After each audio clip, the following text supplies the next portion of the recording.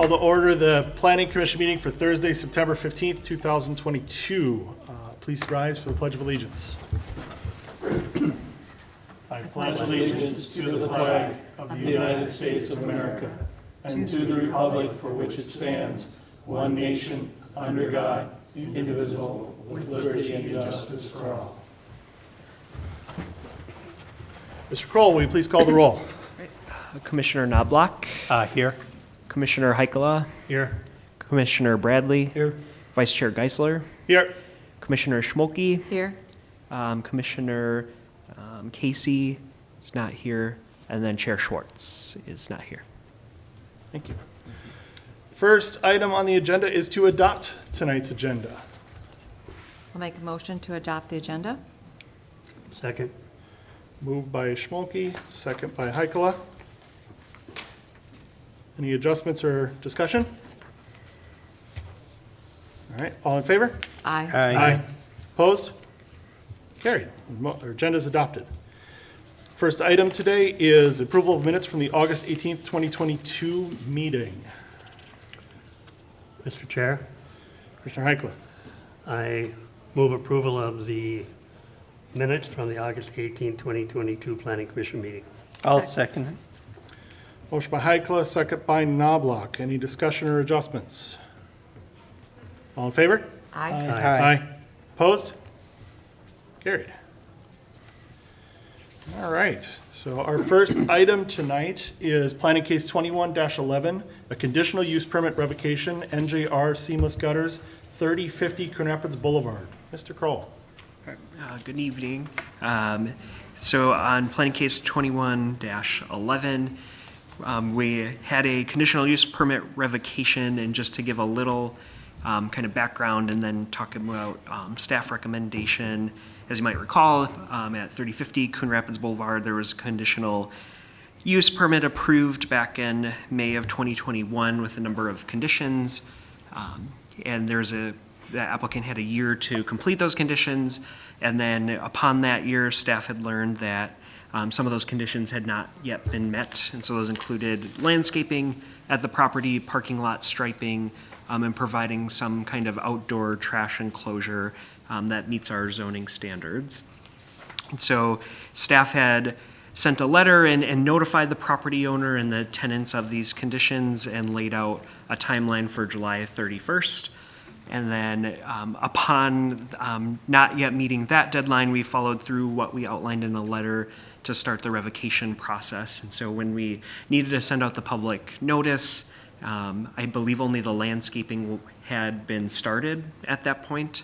And now after the public notice was sent out, the landscaping has been completed, the parking lot striping has been completed, and the trash enclosure is not yet built, but it does have an approved building permit, and there is a contractor identified, and a bid went out, and the owner has indicated that there is a contractor for that work. And so I'm hoping the week of September 26th that would be completed and we could kind of wrap up these issues. And so I think just given the progress that they made is in alignment to the conditions of approval of their conditional use permit.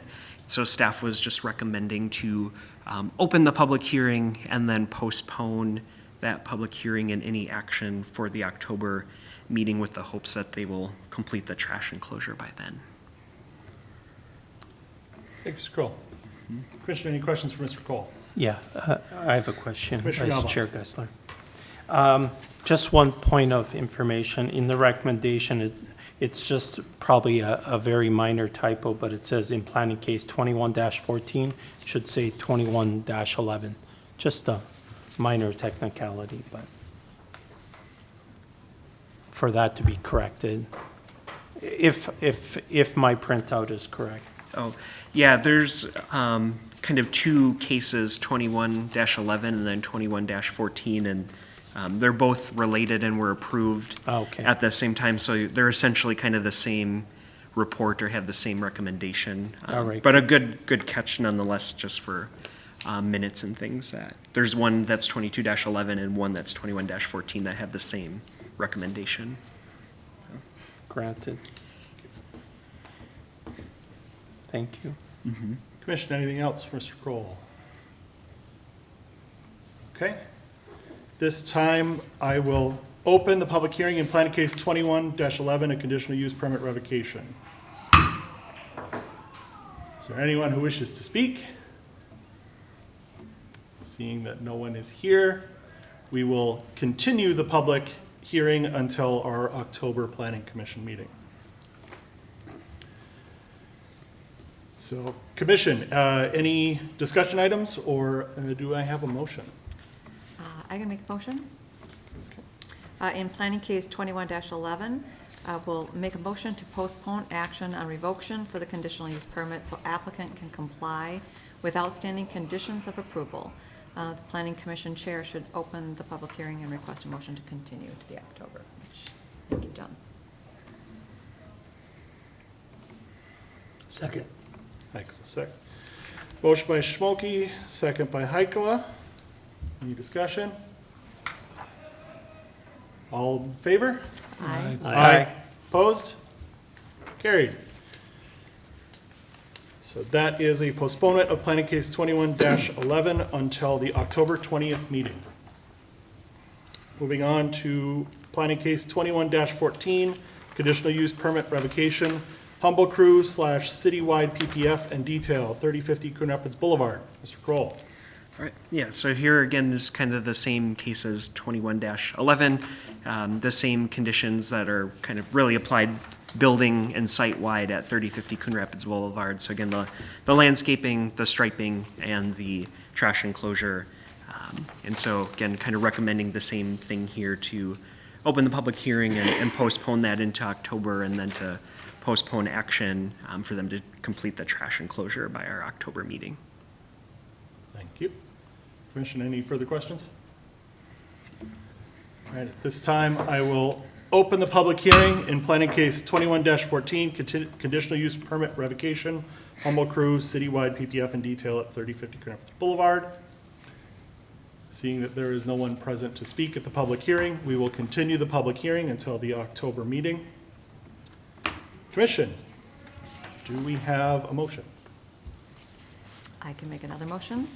Commissioner Smokey? In Planning Case 21-14, we'll make a motion to postpone the action on revocation for the conditional use permit so applicant comply with outstanding conditions of approval. The Commission should open the planning hearing and request a motion to continue the hearing to the October 20th meeting. Is there a second? Second. Motion by Schmolke, second by Heikela. Any discussion? All those in favor? Aye. Aye. Opposed? And carried. That is a postponement of Planning Case 21-14, conditional use permit revocation until the October 20th meeting. Moving right along, Planning Case 22-19, Ordinance Amendment, Mississippi River Critical Corridor Area. Mr. Brown. Good evening, Mr. Chair and Commissioners. This is an item we had a work session on back in March of this year, just to kind of get your input, familiarize you with the ordinance update related to the Mississippi River Corridor Critical Area regulations. We also had a work session with the City Council in April. Since that time, we put the finishing touches on the ordinance. We've had the DNR review our draft ordinance. They have given their approval, so we're now bringing it through the approval process. Tonight, we are asking that you hold a public hearing on it, consider it. Obviously, as with any ordinance amendment, you would make a recommendation to the City Council. The timeline is that they would introduce the ordinance at the first meeting in October, which I believe is the 4th. Consider final adoption of the ordinance at the second meeting, which would be October 18th. And then there are a few steps that fall into place after that, and the ordinance would take effect later this fall. Wanted to just take a few minutes to just provide a refresher on the process that we've gone through and some additional context, particularly if anyone is watching this meeting. And over the last few years, as we've been working on this, there's been a fair amount of engagement with people who live along the river, have been affected by this. We held a virtual open house last fall, and I think, have given people a fairly good level of familiarity with what's changing, what's not changing, how it affects their property. When we've gotten to a point where I don't believe a lot of this is controversial. I know originally when the DNR started the rulemaking process here, there was a fair amount of discussion, some concerns, and a lot of those I think have been alleviated through the process and through different changes that have been made. So kind of starting with a little bit of background on this, the critical area was established back in 1976.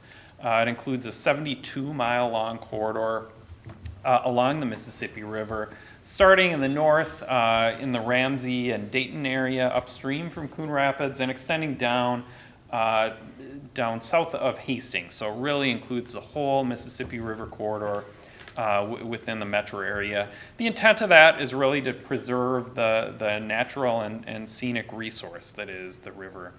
And the critical area is something that's jointly regulated by the state DNR, the Met Council, and the 30 or so cities and townships that are along the river. As it relates specifically to Coon Rapids, the city adopted its original critical area ordinance and regulations back in 1979. What's currently in our zoning code really has not changed much since 1979. So that's included in as a separate chapter in Title 11. Also, you might remember just a few years back when we updated the comprehensive plan, there is a full chapter in there that's devoted to the critical area, and that was updated fairly substantially the last time around, taking into account some recommendations by the DNR. And that, while it doesn't go into the level of detail that the zoning regulations do, it really provides that policy framework for the zoning recommendations, or zoning regulations and implementation of them. The more recent history, and the reason we're considering this update right now, back a little over a decade ago, the state legislature directed the DNR to update its rules related to the Mississippi River critical area. There were some kind of fits and starts in that process, and ultimately the DNR finally adopted its new rules in 2017. There was a fair amount of engagement, and some of you might remember, with local governments, with people who live in the area, back in about the mid-2010s. So it was finally in 2017 that those rules were adopted. And then about 3 years ago, in 2019, the DNR finally drafted its model ordinance for cities and townships along the corridor to adopt. So since that time, local cities have been in the process of updating their ordinances. We're kind of in the middle of the pack right now in terms of some of our neighboring cities. Champlin and Ramsey have adopted and implemented their new ordinances. There's some other cities like Anoka and Fridley that are right about where we're at, kind of in the process of adopting. There are some stragglers, but we're generally following suit with some of the other cities in the area. Just a reminder of how the zoning regulations work in Coon Rapids and other cities along the corridor. The critical area district functions as an overlay zoning district. So there is underlying zoning or base zoning underneath the entire corridor. In most cases, as you know, in Coon Rapids, we have primarily residential areas and some public open spaces in that critical area. So the underlying zoning in most cases is LDR1, LDR2, or conservancy. So those base zoning regulations still apply, but the overlay provides an additional layer of regulation. That includes things like different setbacks, building placement, some different regulations related to grading and vegetation, and so forth. One change from the original regulations is that rather than kind of a one-size-fits-all dimensional approach, there are several different districts, sub-areas within the critical area for which the DNR developed rules for each of them. So areas with a different character, those say with more residential character, may have different regulations with respect to where development can be situated than those, say, an area like downtown Anoka, where it's just a little more of a dense area. In Coon Rapids, most of our areas are in the River Neighborhood District and the Separated from River District. There are some areas in the River Towns and Crossings districts, as well as the Rural and Open Space District. But I think the area we want to focus most on, and I think we're most interested in, just because it affects a lot of people's properties, is the regulations pertaining to the river neighborhood area. And that you can see on this map is shown in yellow. That includes most of the residential properties that have frontage along the river. Shown in orange is the separated from river area. There's certainly many houses, other residential properties in those districts. But for the most part, there aren't a lot of additional regulations on top of what the base zoning requires in those areas, unless there's a distinct bluff, which there are in a few cases that might change what the setback regulations could be, other dimensional regulations. So most of our focus is on that river neighborhood area where there are actually some different regulations that apply. Just wanted to take a few moments to highlight some of the key provisions in the new regulations. Obviously, setbacks and building height, kind of the basics of zoning, are especially important. And in really all of the residential areas, so in that river neighborhood area, the separated from river area, there are no changes really in where buildings can be placed related to the bluff, related to the river. We still, for most properties along the river, we'll still have a 40-foot required setback from the top of the bluff line, 100 feet from the ordinary high water level of the river, and that's really the same as it was from the original regulations in 1979. There is a slight change in the definition of a bluff, which I'll highlight in a minute, but from a practical standpoint, nothing is really changing there. The same goes for the building height. So in the river neighborhood areas, you know, the 1979 regulations had a maximum building height of 35 feet. That's still going to be the case in that separated from river area. In most, in both the LDR1 and LDR2 zoning districts, we have a 40-foot height limit, which is actually pretty high for a single-family house. And those separated from river areas would still be governed by that. You can also see there those structure setbacks, which, as I mentioned, aren't really changing. In terms of the definition of a bluff, in the current code, it's really just defined as a 12% slope. That definition is changing a bit to an 18% grade over a distance of 25 feet. You know, that said, it's really going to be the same areas that qualify as a bluff. So we don't envision, well, we will, you know, for a new construction house, we'll require that a surveyor go out and identify where that bluff line is. Again, from a practical standpoint, the location of the bluff is distinct. It's not really changing. One new term that appears in the regulations is that the bluff impact zone.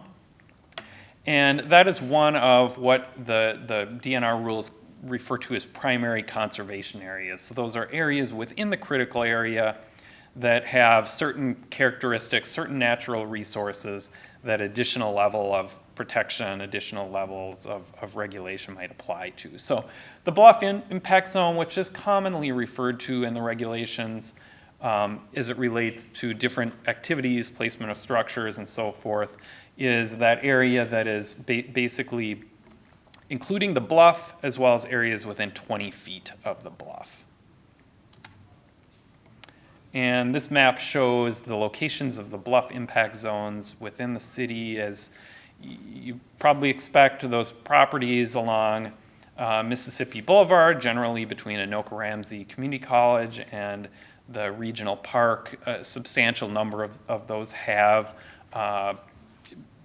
slopes that meet the definition of a bluff and therefore also contain bluff impact zones. There are, I'll note, areas along Coon Creek, some other areas where there are steep enough slopes where there are additional bluff impact zones. The shore impact zone is another one of the primary conservation areas that's commonly referred to in the regulations, and that basically includes areas that are within 50%, the first 50% of the required principal structure setback. So where we have that 100-foot setback from the ordinary high water level, that would generally be 50 feet, the first 50 feet of depth from that ordinary high water level.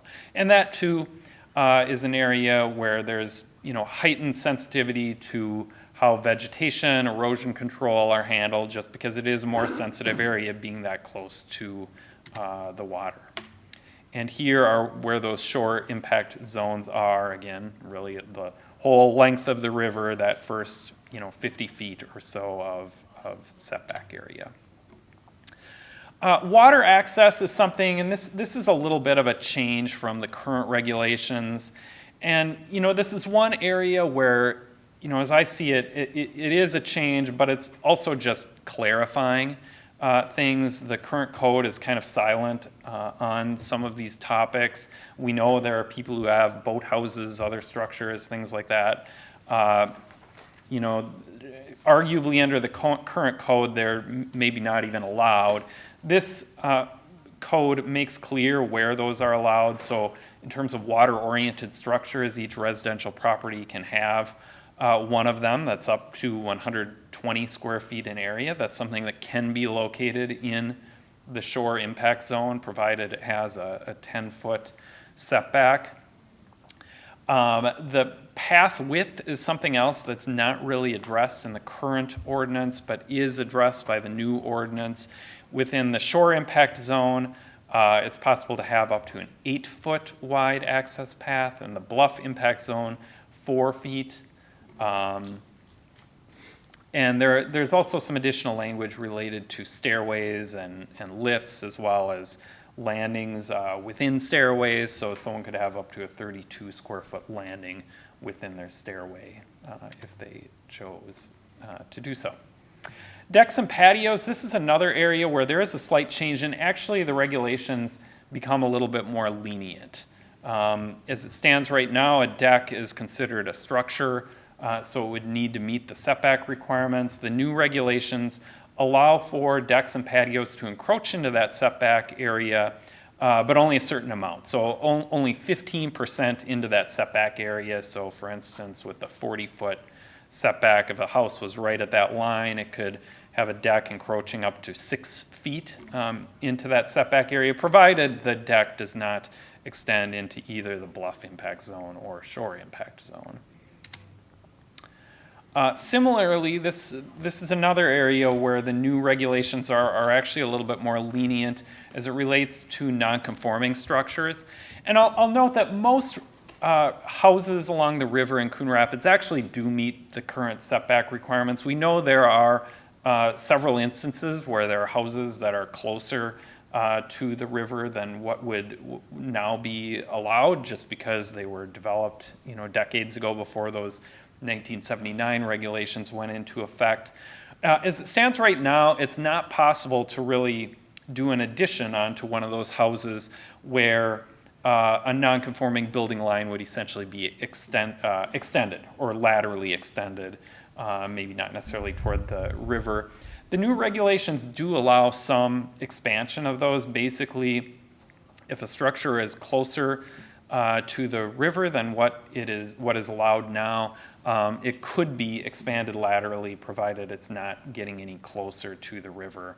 That said, those expansions wouldn't be allowed in either the bluff impact zone or shore impact zone, so there would be some limits to where that could occur. But it does give people who have houses that are a little closer to the river than what is now required some more options for expanding on kind of on the river side of their structure.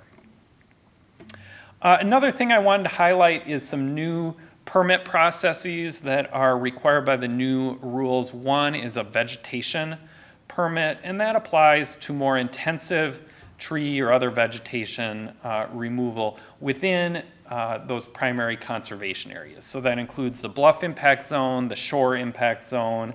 There are also native plant communities in certain areas, as well as what are called significant vegetative stands. And the DNR has mapped all of those. So the current ordinance basically includes vague language related to clear cutting, prohibition of clear cutting, which is kind of, large scale vegetation removal. And that's been a little tough to interpret, honestly, over the years. This clarifies things a little more. It does allow removal of trees within those areas that are not protected by a primary conservation area. It also does allow for removal of trees within the primary conservation areas, but only in a more managed fashion. So in instances where someone wants to do a bank stabilization project, we know that there are going to be a significant number of trees that are removed, or is building a large addition to their house, garage, what have you. This process will allow for removal of those trees. What our goal is, I think, with these is to just ensure that people aren't removing more trees or substantially more trees than they absolutely need to. So that's a new permit process that cities will be expected to implement. We do kind of have things in motion to implement that ourselves, changes to our permitting software and such. I will note, with both this permit and the land alteration permit I'll talk about in a moment, we are planning for those to be free permits. We want to work with people. We want to encourage people to comply. It is not our intent to stop people from doing bank stabilization projects. It's more just, we want to make sure too that people are abiding by the DNR rules. So the land alteration permit, that's something that would apply. In most cases, when someone is doing a significant amount of grading work, it is because they're doing a construction project that also requires a building permit. So nothing will really change there. But the land alteration permit will come into play if someone is doing more substantial grading within certain areas within the critical area. That will include certain types of bank stabilization, retaining walls, other erosion control kinds of things.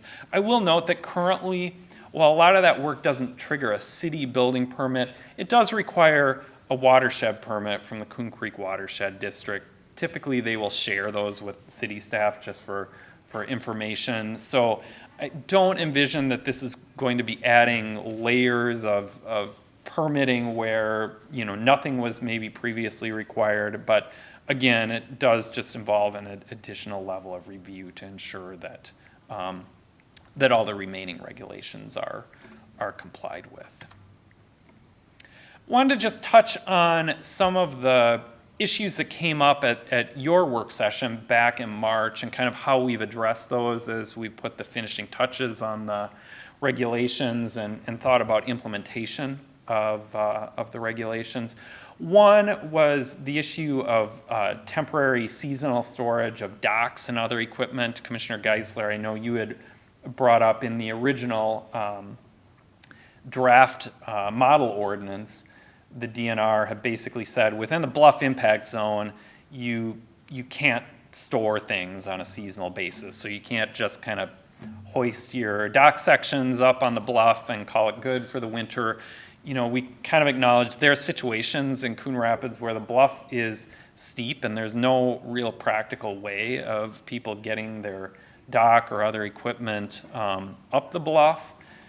So we did talk with the DNR and were able to change that in our ordinance so that it is possible for people to store things, along the water in the bluff impact zone if it's not, practical, if they don't have a flat surface. We still want to encourage people not to store a lot of stuff down there if they don't have to, but if there's really no alternative, it will still be possible for people to store things in that area. That was, I'll note, an issue that had not come up really with with other cities as we've talked to them. I think maybe they just weren't aware of it, but the DNR ultimately was okay with that change. Vegetation permits, I talked about those just a few minutes ago. I know that came up at the work session as well, and there's just some concern, again, where there are, say, significant vegetative stands and someone wants to do a driveway project, something like that, or build a new garage. Is that going to really affect someone's ability to, to have kind of the basic features of a house along the river? And as we've thought about that, it is possible, it is an exception for someone to remove larger amounts of vegetation to complete a construction project. So the goal with this, again, if someone is doing a driveway, we're going to want to see in their vegetation permit application, what trees, what extent are they removing trees, and we just want to make sure they're not removing substantially more than what's really needed for, say, that driveway or other improvement. Third, on the issue of paths, I know there is some concern, particularly as it relates to bank stabilization type projects, and if someone does, boulders or riprap or kind of a switchback arrangement, which is a common approach to stabilizing the bank in areas where there's been significant erosion over the years. That's another area where we wouldn't consider that to be necessarily a path if someone is just doing the switchback. So it's acceptable to remove larger amounts of vegetation in that case if that's what it is going to take to stabilize the bank. So we feel pretty confident in the water access and path regulations and just people's ability to continue to use their riverfront area. This is another area where, if there are concerns, if we start to find that people are wanting to do projects and maybe it's not completely allowed by these regulations, or it's maybe not completely clear, the DNR has, expressed a willingness to revisit some things. As we know with many zoning regulations, we, have to draw lines in the sand someplace, and there are times when what we did originally isn't, maybe has some impacts or what wasn't working out as intended. So there may be scenarios where we can revisit some of these things if there are concerns, but overall, we do feel pretty good that people will be able to do what they want to do. Fourth, there was some discussion around just impacts on existing buildings, existing site improvements, and as we all know, most of the residential properties along the river in Coon Rapids have been pretty heavily developed over the years. A lot of the thicker vegetation has been removed in a lot of instances, and that's not something that's changing. These regulations aren't requiring people to go back in and remove their lawn, remove other landscaping or site improvements. So we kind of acknowledge that that's the way that area developed, and not a lot is going to be changing in some cases. I will say, as I talked before about the changes to the deck regulations, the changes to how non-conforming structures can be expanded. Another change we made along the way after having a conversation with staff at the City of Champlin is to allow, and we got the DNR on board with this, to allow pools within that setback area under certain circumstances. We know there are people who have pools in that area, and we don't want to create those nonconformities.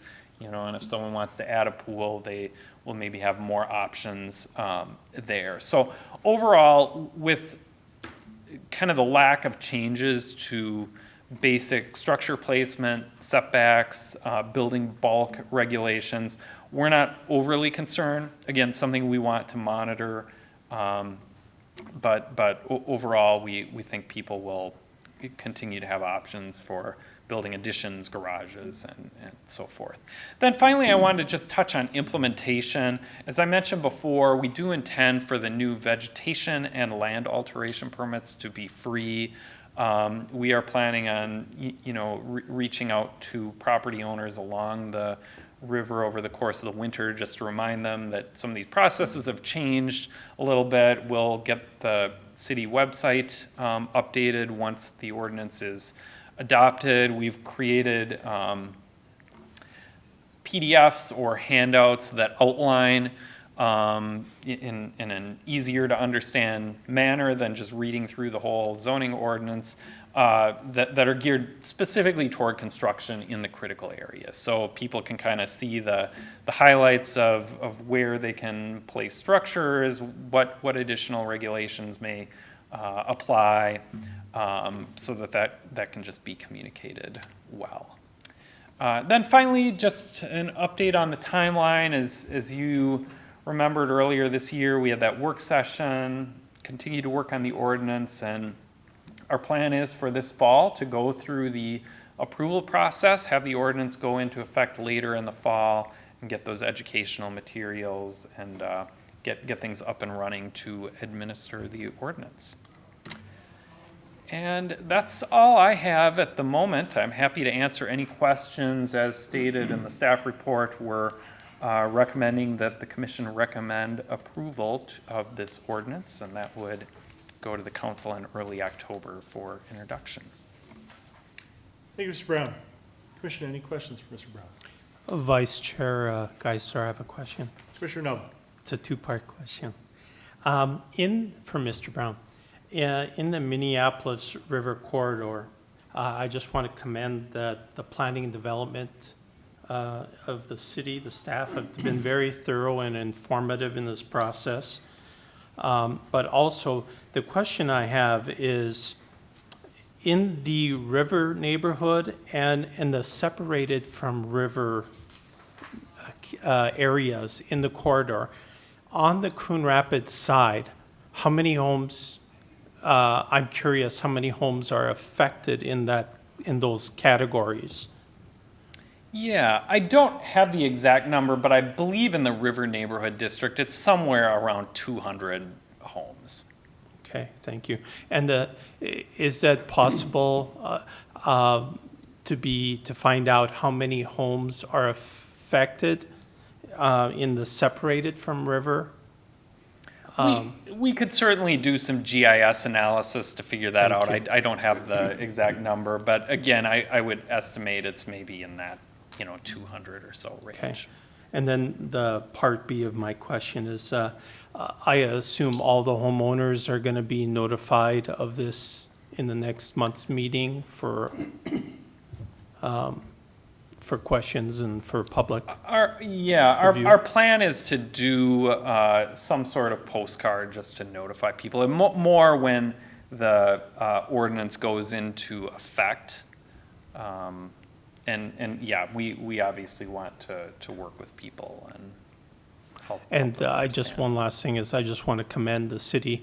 There's been a lot more effort with some of the videos and the television spots just to try and share more information in a bit easier format for everyone. So not everyone likes to read proposals like this. So it's nice to provide different alternatives for different people for different choices. So thank you. Anyone else? Mr. Chair, Commissioner Heikla. I wonder, Mr. Brown, if you talked briefly about storage of docks, et cetera, and you said temporary. Can you define temporary?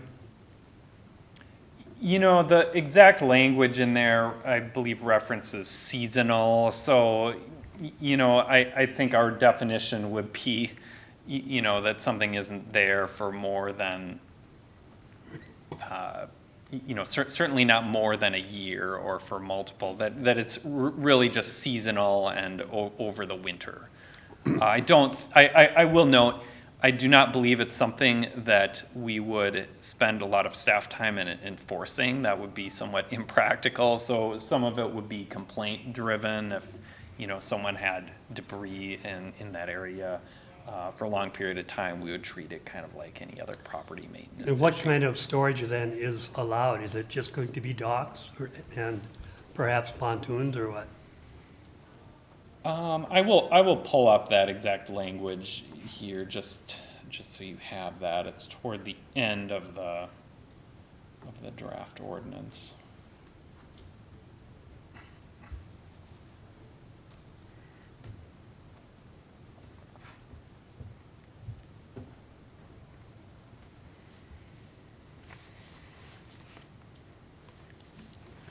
Yeah, it says temporary storage of docks, boats, and other equipment during the winter months.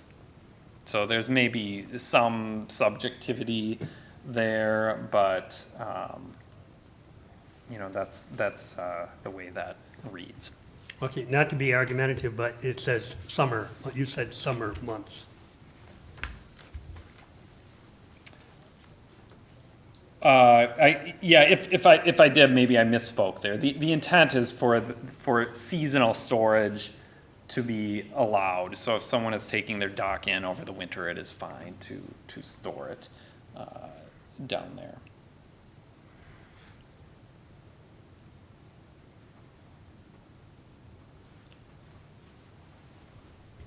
Okay.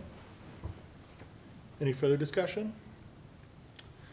Okay, at this time, we will conduct a public hearing in Implantic Case 2219, Ordinance Amendment Mississippi River Critical Corridor Area.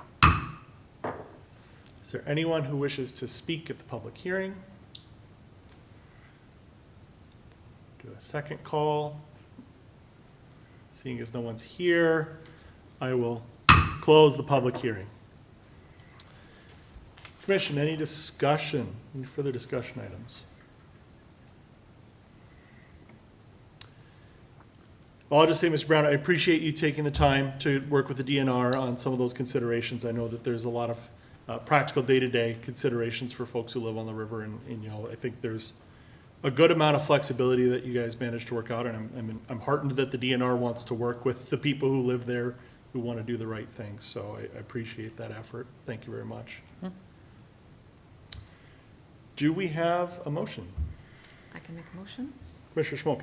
In Planning Case 22-19, I'll make a motion to recommend approval of an ordinance revising the Mississippi River Corridor Critical Area and amending City Code Sections 11-1001 through 11-1001.12.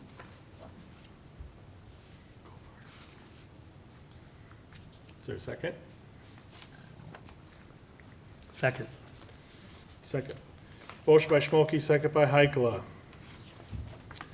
Any further discussion? All those in favor? Aye. Opposed? Carried. This is a recommendation by the Planning Commission.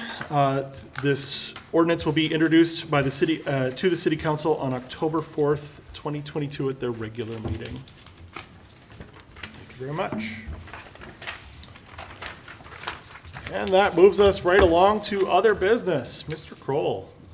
Yeah, so we don't currently have a site plan reviews for our October meeting. We will have a home occupation permit, a couple of administrative cleanups from some outstanding home occupation permits, and I think that will be all for October. And then our two items from tonight yet. Yeah, that's correct. Yep, and then we'll have the continuation from the 3050 Coon Rapids Boulevard with those two outstanding conditional use permits. Sounds good. Mr. Kroll. Yeah. Mr. Mallon. Kroll, I said it right. Is there any development or movement on the salon between Schneiderman's and Dick's from last month? Not that I'm aware. I have not seen Okay. any building permits or anything come through to the city yet. Thank you. Status update. Commissioner Heikela. I noticed a sign on what used to be Con's Restaurant being converted to a car wash. Is that coming up soon? Yeah, Bluff and barbecue? yeah, so we did get an initial, I think, some feedback, and they were asking some questions about a car wash at that site. And we gave them some feedback on kind of a very rough draft kind of site plan. But we have yet to see a site plan application in review come through for that car wash. But yeah, we did also notice that sign go up saying coming soon there. Is there any movement in the gateway, there's that additional multi-tenant building in the gateway development area across from Caribou and Jimmy John's there by Taco Bell? Yeah, not that I'm aware, yeah. No, we have not received any permit applications or had any communication with the developer in some time. Okay. So I believe they were seeking tenants for that and have not been successful just yet. Ooh, one last question for Commissioner White. Mr. Kroll. The Paladin that we approved a few months ago, is that open now, or is that soon to be open off of Highway 10? Yeah, Fully? that's a good question. I can't remember. I thought Rod had mentioned did they close out some of the building permits, or that it was opening here for fall? Yeah, they I did don't that. know the exact status. I know they Yeah. held a groundbreaking. I believe it's Yeah. occupied, but sometimes Okay, we're thank not that engaged on the back end of these to know the exact Yeah. date. I saw the mayor cutting the ribbon the other day. Oh, Yeah, okay. wonderful. Yeah, Okay, yeah, I think CTN covered that. okay. Commissioner, anything else? Staff? Motion to adjourn? Motion by Schmokey, is there a second? Second by Napa? Second by Nabok. All in favor? Aye. Aye. Opposed? Carried. We are now adjourned. Thank you.